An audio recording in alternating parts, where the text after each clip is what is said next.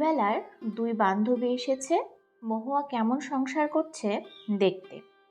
তাদের জন্য চা জলখাবারের ব্যবস্থা করে ওপর থেকে ভালো কাপ ডিশগুলো নামাতে গেল মহুয়া, কিন্তু অসাবধানে একটা কাপ মাটিতে পড়ে দু টুকরো হয়ে গেল।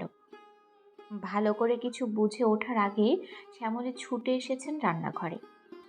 মাটিতে পড়ে থাকা কাপের টুকরোগুলোর দিকে তাকিয়েই হাই হাই করে উঠলেন, একেবারে ভেঙে ফেললে তো! কিছু শখ করে কিনে এনেছিল, শেষ করে ফেললে। ছেলেটা টাকা খরচ করে দামি জিনিস কিনে আনবে, তারপর সাত ভূতে লুটে পুটে খাবে। সাত ভূত বলতে মহুয়াকেই বুঝিয়েছেন, সহজেই বুঝতে পারা যায়। অপমানে কান ঝাঝা করে ওঠে ওর। কোনো মতে নিজেকে সামলে নিয়ে বলল, কি করে পড়ে গেল বুঝতেই পারিনি। কে বলেছিল এত দামি সেটটা বের করতে? তোমার বান্ধবীদের জন্য ঘরে অন্য কাপ ছিল না? সেটা রক্তিমা সব শুনছে ভেবে মনে মনে কুঁকড়ে গেল মহুয়া। শাশুড়ি মায়ের জন্য তাদের সামনে মাথাটা কেমন হেট হয়ে গেল, ভাবতেই লজ্জা লাগছে। বিয়ের পরে 3 মাস হয়েছে সবে, প্রায়ই কেউ না কেউ দেখা করতে আসছে, দেখতে আসছে নতুন সংসার। বেশিরভাগই ওর পুরনো বান্ধবীরা আর বাপের বাড়ির লোকজন। মনে মনে একটা চাপা রাগ তৈরি হচ্ছিল। ছেলে নিজের পছন্দে বিয়ে করে এনেছে বলেই বোধহয় মহুয়াকে দু চোখে দেখতে পারেন না তিনি। সারাক্ষণ ইচ্ছে করে খুঁত খুঁজে খুঁজে বের করেন। কিশলয়কে এসব বলে কোনো লাভ হয় না। মাঝে ওরকম করতে পারে বিশ্বাসই করে না। সংসারে জটিলতা সম্পর্কে অজ্ঞ এই ছেলেটাকে কি করে যে বোঝায়। সবচেয়ে বেশি পীড়াদায়ক লাগে মা হয়েও দুই ছেলের মধ্যে ছোট ছেলের প্রতি তার নির্লজ্জ পক্ষপাত। ছোট ছেলে কিংসুক ভালো চাকরি করে, এখনো বিয়ে করেনি। বড় ছেলে কিশলয় নিজে পছন্দ করে মহুয়াকে বিয়ে করেছে, এটাই তার গাত্রদাহের কারণ।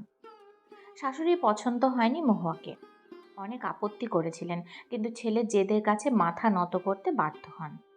এই হার যে তিনি খুব সহজভাবে নেননি, পদে পদে সেটা বুঝিয়ে দিতে কসুর করেন না। সবচেয়ে খারাপ লাগে যখন নিজের ছেলের সাথেও খারাপ ব্যবহার করেন। কিশলয় হেসেই উড়িয়ে দেয়, বলে মায়ের রাগ বেশি তাই অমন করে।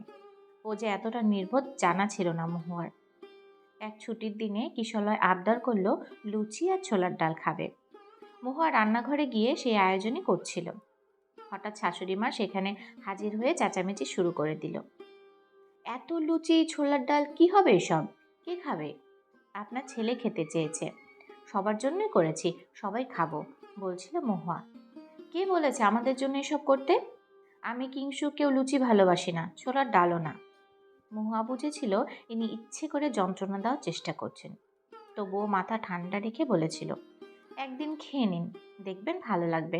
আমি তো বানিয়ে ফেলেছি, না খেলে নষ্ট হবে। জিজ্ঞেস করেছিলে বানানোর আগে? তোমরা দুজনে যত খুশি খাও লুচি আর ছোলার ডাল, কিন্তু আমাকে আর কিংসুককে দেওয়ার চেষ্টা করো না।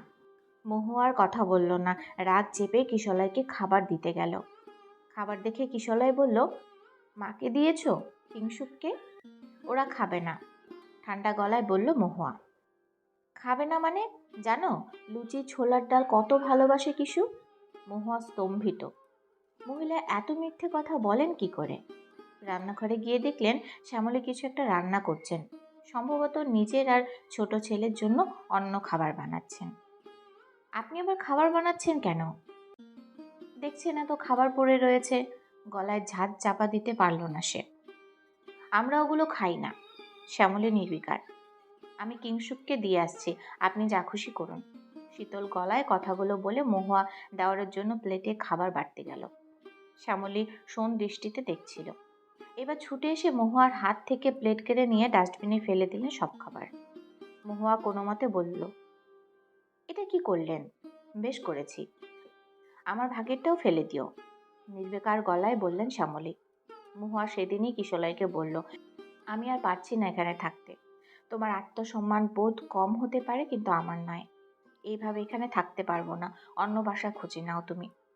বলা বাহুল্য, কিশলয় সহজে মানতে চায়নি। অনেক বোঝানোর চেষ্টা করেছিল, কিন্তু মহুয়া জেদ ধরেছিল। শেষ পর্যন্ত কিশলয়কে অন্য জায়গায় উঠে যেতেই হলো। তাও প্রায় 8 বছর হয়ে গেল।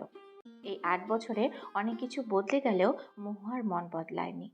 ও এখনও ক্ষমা করতে পারেনি শাশুড়িকে। তিনিও কঠিন মহিলা। কিশলয় ওই বাড়ি ছেড়ে আসার সময় একবারও আটকানোর চেষ্টা করেননি, বরং কিংশুকে একটু চেষ্টা করেছিল আটকাতে। কিংসু বিয়ে করেছে বছর 2 হলো। বউটা নাকি একেবারে ভালো হয়নি, মাকে অনেক কষ্ট দেয়। আর সেটা জানার পর থেকে মাকে নিজের কাছে নিয়ে আসতে মরিয়া হয়ে উঠেছেন কিশলয়। মহুয়া মনে মনে খুশি হয়েছিল শাশুড়ির হেনস্থার খবর কানে যেতে। কম জ্বালায়নি তো, এবার বুঝেছে ছালা। খুব তো কিসু কিসু করে মরত, সে কিছুই এখন বউয়ের কথায় মাকে অপমান করার আগে দুবার ভাবে না। বেশ হয়েছে, এই আঘাতটা প্রাপ্য ছিল তার। মহুয়াকে যতটা যন্ত্রণা দিয়েছেন সবটা সুদে আসলে ফেরত আসছে। কিন্তু কিশলয় তো পাগল হয়ে উঠেছে মাকে নিজের কাছে নিয়ে আসবে বলে। ওর মতো আহাম্মক আর দুটো দেখেনি মহুয়া। শাশুড়ির হেনস্থার খবরে মনটা দিব্যি ফুরফুরে হয়ে উঠেছিল। কিশলয় সব মাটি করে দিতে চাইছে। কিশলয় জিজ্ঞাসু দৃষ্টিতে তাকিয়েছিল বউয়ের দিকে, কিন্তু সেদিক থেকে কোনো সাড়া আসছে না। এক মনে নিজের কাজ করে চলছে মহুয়া, যেন কিছুই শোনেনি। একটু অপেক্ষা করে অধৈর্য হয়ে কিশলয় বলল, বললে না যে কিছু? কি বলবো? হাতের কাজ করতে করতেই জিজ্ঞেস করলো মহুয়া, মাকে এখানে নিয়ে আসবো কিনা? যা ইচ্ছে করো। এভাবে বললে বুঝতে হবে তোমার ইচ্ছে নেই। মা কিন্তু ওখানে খুব কষ্টে আছেন মৌ। তাতে আমি কি করব? যেমন কর্ম করেছেন তেমন ফল পেয়েছেন। এই কষ্টটা ওনার প্রাপ্য ছিল। ফুঁসে উঠেছে মহুয়া। মা কষ্টে আছেন, আমি তাকিয়ে তাকিয়ে দেখব? কতদিন আর বাঁচবে মা বলো তো? তুমি যা ইচ্ছা করো, আমাকে এ ব্যাপারে আর জিজ্ঞেস করবে না। আমি তাকে কখনো ক্ষমা করতে পারিনি, আর পারবও না। তিনি যে অন্যায় আমাদের সাথে করেছেন কিছুই ভুলিনি। কিশলয় মন স্থির করতে পারছিল না। একদিকে মহুয়ার রাগ, অন্যদিকে মায়ের কষ্ট। দিশেহারা কিশলয় একটা রাস্তা খোঁজে যাতে সবাই ভালো থাকে। 3 দিন হয়ে গেল শাশুড়ি মা এসেছেন। মহুয়া যতটা সম্ভব কম কথা বলে তার সাথে। 5 বছরের বুবলি অবশ্য খুব খুশি ঠাকুমাকে নিজের কাছে পেয়ে। ভদ্রমহিলাও বেজায় খুশি নাতনির সঙ্গ পেয়ে। কৃতকর্মের জন্য তার একটু অনুতাপ আছে বলে মনে হয় না। কিংসুকের সংসার থেকে বেরিয়ে এসে বেঁচে গেছেন, দিব্যি আছেন হেসে খেলে। তার খারাপ ব্যবহারের কারণেই যে কিশলয় বাড়ি ছেড়ে বেরিয়ে এসেছিল ভুলেই গেছেন। ভুলে গেছেন নাকি ভুলে যাওয়ার ভান করছেন? রাগ হলেও চুপ করে থাকে মহুয়া। আজ ছুটির দিন, কিশলয় বাড়িতেই আছে। সকালে কি বানাবে জানতে চাইলে কিশলয় বলল, মাকে জিজ্ঞাসা করো, মা যা খেতে চাইবেন তাই বানিও। কিশলয়ের অসহ্য ন্যাকামি আবার শুরু হয়েছে। শাশুড়ির সঙ্গে কথা বলতেই ইচ্ছে করে না। বুবলিকে পাঠালো ঠাম্মুর কাছ থেকে জেনে আসবে কি খাবেন। একটু পরেই বুবলি লাফাতে লাফাতে এসে বলল, ঠাম্মু বলেছে লুচি আর ছোলার ডাল খাবে। চমকে উঠল মহুয়া। বহু বছর আগে একটা দিনের কথা মনে পড়ে গেল ওর। তবে কি সেই দিনগুলোর স্মৃতি তাকেও খোঁচায়? বহুদিন আগের এক অপরাধ স্থালন করতেই বুঝি আজ লুচি আর ছোলার ডাল খেতে চাইছেন। খাবার তৈরি করে শাশুড়ির কাছে নিয়ে গেল মহুয়া। তিনি আগ্রহ করে খেতে শুরু করলেন। মহুয়া স্তব্ধ হয়ে দেখল তার চোখ বেয়ে জল গড়িয়ে পড়ছেন। দহনের আগুনে পুড়ে শুদ্ধ হয়ে উঠেছেন মহিলা। এবারে হয়তো মহুয়া মাপ করতে পারবে ওনাকে।